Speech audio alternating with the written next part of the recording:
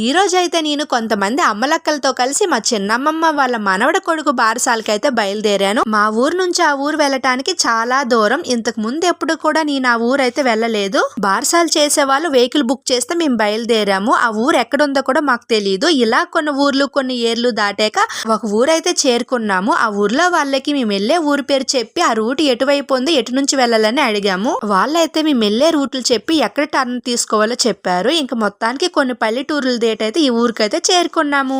ఇక్కడికి వచ్చాక ఇంక పలకరింపులు అతిథి మర్యాదలు ఉంటాయి కాబట్టి వాళ్ళు ఇచ్చే కూల్ డ్రింక్స్ తాగేసి చాలా దూరం నుంచి ప్రయాణం చేశాం కాబట్టి కాసేపు రిలాక్స్ అయ్యాము. ఇంక మేము వచ్చిన 10 నిమిషాలకే భోజనాలు కూడా స్టార్ట్ చేద్దాం అనేసి టేబుల్ పైన ప్లేట్స్ అయితే పెట్టేశారు. ఇంక మా వాళ్ళంతా కూడా బాగా జర్నీ చేసి వచ్చాం కాబట్టి భోజనాలకైతే కూర్చుండిపోయాము. ఇక్కడ బిర్యానీతో పాటు చికెన్ చిల్లి గారి కూడా పెట్టారు. దాంతో పాటు స్వీట్ హాట్ కూడా పెట్టారనమాట. భోజనాలు అయ్యాక బారసాలకి గిఫ్ట్లు అయితే అరేంజ్ చేస్తున్నారు. So thank you for watching. By by.